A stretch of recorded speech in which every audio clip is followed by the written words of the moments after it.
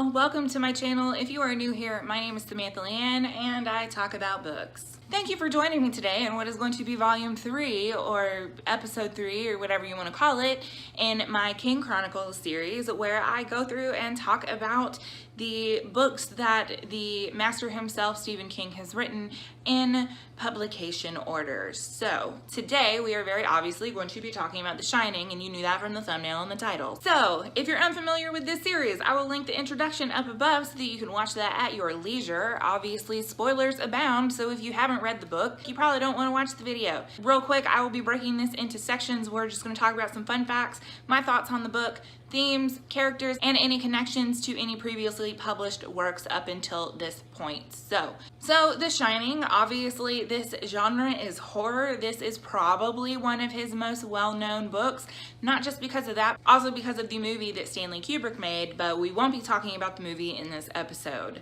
Publication date was January 28th, 1977, and it took me about 3 days to read this in the last one. This was another reread for me. This is my edition that I read, and this is my other edition. We're going to talk about some fun facts. I got a lot of fun facts for this one. A couple of other videos that didn't really have a lot, but there's a good little bit of information about the book and the writing of this book. So obviously up until this point, the two books that we have been set in Maine, while King kind of wanted a change of pace, hence why this book is actually set mostly in Colorado. And he actually picked up his family and moved to Colorado for several months. To pick out this location, he opened an atlas, closed his eyes, and stuck his finger down, and he landed on Boulder, Colorado, and so that was how he ended up there. Most people probably already know this, but the Overlook Hotel is roughly based on the Stanley Hotel that is located in Colorado. Actually, King and his wife came and stayed at the hotel, and they were the last guests left before they packed up for the winter. And so I'm sure it was very eerie being the last guests that were left there. Apparently, it is said that room 217 is haunted in the Stanley, and that's the room that they apparently stayed in as well. So King originally had an idea for a novel that it was originally entitled Dark Shine, and this is kind of what resulted in that general idea. And it was supposed to be set like a psychic boy in like an amusement park or something. He had kind of decided that after reading a short story by Ray Bradbury that was kind of his inspiration for the whole Dark Shine concept. Obviously that didn't come to fruition, but after the time that he spent in the Stanley, this book is what that idea ended up morphing into. And actually, according to an interview that I read, a lot of the scenes that are in The Shining were actually taken from dreams that King had while they were staying at the Stanley, including the famous fire hose scene, which you guys know what I'm talking about if you've read the book. Another thing that he said in some interviews that he did regarding the subject was it was almost like a confession for him. He had 2 small children at the time, and obviously if you're familiar with the story, you have Jack Torrance, who is an alcoholic. He deals very heavily with, you know, guilt and feeling like a bad father and that kind of thing. And King at the time having 2 small children and feeling very overwhelmed by that at the time, he kind of translated those feelings into what became Jack Torrance's character, and that was kind of him like getting it out. This is another work that we see that is heavily influenced by The Haunting of Hill House. We did also see that in Salem's Lot as well. And then also we have a couple of Poe works also that influenced this, Mask of the Red Death and The Fall of the House of Usher. While this is his 3rd published book, Roadwork and The Body were both written before this one. He wrote the draft in about 4 months, and apparently his publisher tried to talk him out of it because he thought that it would kind of like pigeonhole him as, you know, like you're strictly a horror writer. And obviously we know that that's kind of what happened, but King at the time took that as a compliment, so he didn't let him talk him out of it. The title is apparently inspired by the John Lennon song Instant Karma. There's also apparently a prologue and an epilogue that were also written with this book, but they weren't originally published in the original version or the book club version. Both of them didn't actually appear in a published version until Cemetery Dance did a special edition back in 2017. So, okay, so those were the fun facts. So now I'm gonna kind of talk about my thoughts. Obviously this book is a classic King, and I think that it's a really amazing example of psychological horror, and that's honestly one of my favorite genres of horror, is the psychological aspect of it. I kind of love the way that he sets everything up, and to me from the very beginning you kind of know that something isn't 100% right. I think from just the attitude that Jack Torrance has like during his interview and things like like that. And so you kind of know that something's not right. And so you gradually, once again, he does this thing where he kind of builds that feeling of dread, in my opinion. One of the complaints that I had about Salem's Lot is that several of the main characters they felt very one-dimensional to me and didn't really feel fully fleshed out. And part of that was because we were writing about the community. But in this particular book, you are focusing solely on the characters. I thought that he did a really good job with the characters, as opposed to, you know, coming off of Salem's Lot, you have Jack and Wendy and Danny, and all of them to me had a very distinct voice, and I thought that they were really fleshed out in the best way. But we'll talk about characters on their own in a minute. Another thing that I really love about this book is all the different horror elements. You know, you have the supernatural horror, and then you obviously have the real horror of people, the real horror of domestic abuse, drug and alcohol abuse, things like that. And so all of that tied in together made it really horrific on a lot of different levels. And I think all of those things kind of working together really, to me, make this a classic horror novel. Not only is this one of King's classics, but I think whenever people think about horror books in general, a lot of different Stephen King books come to mind, but I think that this is probably one that you can peg as being a real classic. So let's move on to themes. The first biggest theme that we have, because this is a family that is, you know, in the middle of a snowstorm, in the middle of nowhere by themselves, and obviously family is going to be one of the biggest themes and like what that looks like. You know from the get-go and getting the background of the Overlook Hotel that it's clearly about destroying families. And the Torrances are really coming out there because it's really kind of a last-ditch effort to really keep their family together, because you have Jack, who is suffering from alcohol abuse, and he's kind of teetering on the edge, like he's really losing it. And I think that they kind of see this as a way to get away and really like restart things. Like this is a way for them to get their shit together and move on. You know, you take Jack and Wendy together, both of them really come from dysfunctional families. You have Jack, who came from really a cycle of abuse. He had an abusive father. Then you have Wendy, who has an extremely overbearing mother and is very emotionally abusive to her as well. So you're bringing both people into that, you know, and expecting them to make a functional family. And we know from the outcome that that isn't exactly what happens, and very rarely does that happen when you look at the cycle of abuse. The Overlook really plays into these feelings that both Jack and Wendy have, and the hang-ups that they have about their pasts and their families as well.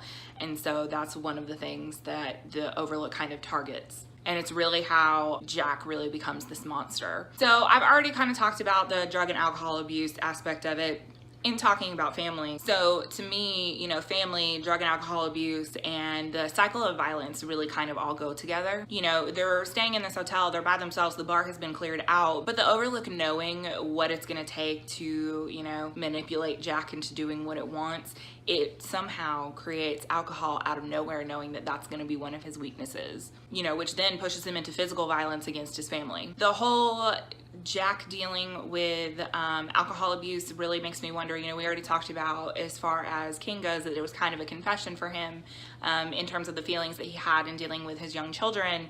I wonder if this part isn't also a part of a confession, because we do know that substance abuse and alcohol abuse is something that King has suffered from before. So I kind of feel like maybe he wrote a little bit of his experience into Jack's character as well. I couldn't find that like documented anywhere, but that's just kind of, it's logical to me. You know, in violence, the cycle of violence, you have Wendy and Jack, they came from violence. Wendy, on the other hand, while she does let it affect her to a certain extent mentally, because the whole reason that she waited so long to leave is because she didn't want to have to deal with her mother, whereas Jack really let that physical side of things come out. There's violence really riddled throughout this book from beginning to end. You know, you have the flashbacks from whenever Jack broke Danny's arm, and, you know, the information about the Overlook's past, and then, you know, that violence and the things that have happened are really what empowered the Overlook to really get into Jack's mind and kind of set off the chain of events that happen actually at the hotel. So reality is another theme that I think kind of goes in with this book. You know, reality is one of those things that's kind of constantly questioned. You have, you know, from the very beginning, whenever Danny is having the conversation with Dick Halloran, and he says, you know, it's not real, it can't hurt you. And Danny keeps saying that as he keeps experiencing things, you know, in the hotel, from the scene with the fire hose to the woman in the room. But obviously sense of reality is challenged, because when can something that's not real like actually physically choke you? Obviously you have Jack's sense of reality, which is constantly challenged from not only his time in the bar with Grady, the invisible bartender, but you also have his time in the basement where the Overlook is almost like directly speaking to him as well. And I also feel like the stress, his alcoholism, and also Jack's past are really what kind of helped to skew his versions of reality as well. And another thing that we have is isolation. So not only do you have the Torrance family who are physically isolated at this hotel in the middle of the winter with no way for anybody to get to them and only a CB radio to kind of, you know, call out to the rest of the world, but I feel like each of them is kind of isolated in their own way from each other. So obviously you have Jack, who is dealing with a lot of feelings of guilt. He's dealing with his alcohol abuse and just in general feeling like a failure, and I think that that is what causes him to isolate himself from Wendy and Danny, and ultimately that's what allows the Overlook to really take hold of him. You have Wendy, who is also isolating herself because she is just like wondering, like, should I stay? Like, is this really something that I should do? But then at the same time she doesn't want to leave because she doesn't want to deal with her mother, right? You know, they don't have an outside support system either, because both of them come from really shitty families. And then you have both of the adults that are so isolated from themselves that they've effectively kind of isolated themselves from Danny, and Danny is also by himself because he has this gift that he doesn't understand, that he doesn't know what to do with. And all of those things together just kind of create cracks for the Overlook to really get into and to really spur the events. So let's talk about some characters.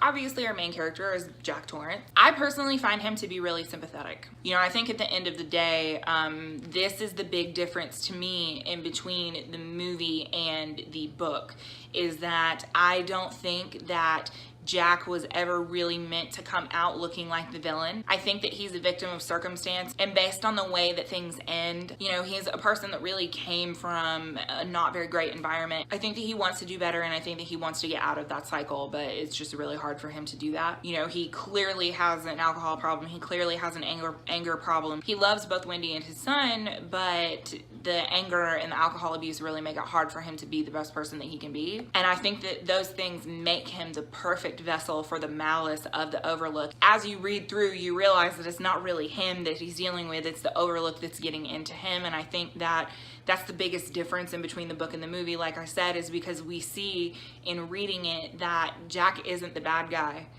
Versus in the movie, I think that that's one thing that they kind of glossed over. I think that they definitely kind of make Jack the villain there when he's not really supposed to be. I don't find him to be the main antagonist in the book. I definitely feel like he's a victim. And I also feel like, you know, Danny has this gift. I don't think that Wendy has the shine at all, but I also feel like maybe Jack does have a little bit of shine. And the reason that I say that is because it's really, really easy for the Overlook to sink its claws in and really get to him, versus, you know, Wendy doesn't really have that issue. Danny has seen some things, obviously, but you know, with the innocence of childhood and everything, I don't think that he has as much to worry about. It's also much easier for him to accept reality in a way, versus Jack.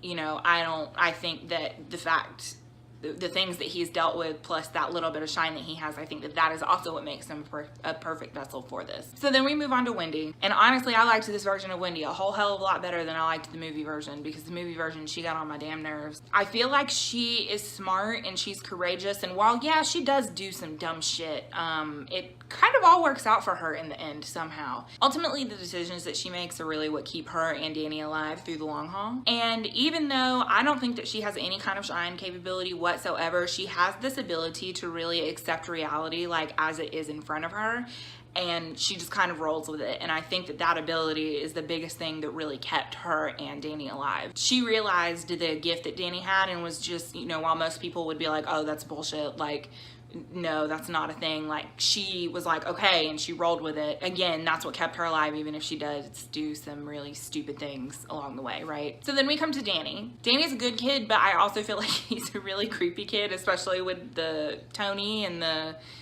thing. I don't think that that was in the book. I'm pretty sure that it wasn't, but you know, and my heart just breaks for him. He clearly idolizes his father. He loves his father so much, but ultimately he really is a victim of abuse. And then of course, you know, we have Tony, who is some like future version of Danny, which that whole thing is kind of like a mind fuck on its own. But ultimately, that's kind of what helps guide him to safety in the long run. And I guess really, even though, you know, Danny is a victim of abuse, like Jack really does have a lot of love for his son. And really it's the love that he has for his son that allows Danny to escape, because during that whole thing, he manages to break through, you know, the clutches or whatever of the Overlook for a minute to tell him to run, and that, you know, like, I'll always love you. And that's how, you know, Danny was really able to get out and get away. And that was really how they were able to like break the cycle of the Overlook, you know, destroying these families. So then you have Dick Hallorann.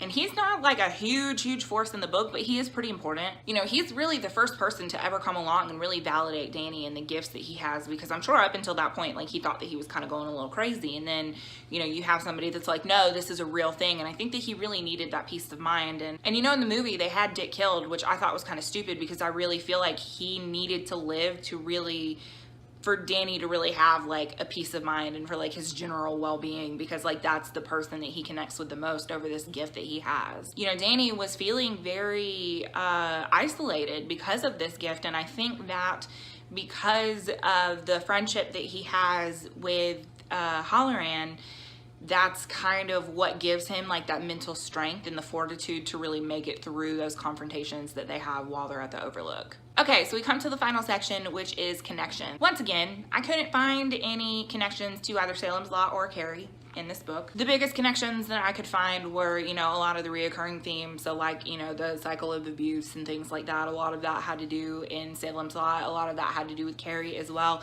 You have, you know, abusive parents technically in all three of these books, and so like that's a common theme that runs through it. But as far as specific people or specific things from previous works in this, I couldn't really find any of that. So once again, we know that there is a sequel to this, so we know that we will see these characters pop up much later. And I believe that there's also a couple of references sprinkled out through some of the other books as well, but we're not going to talk about those today.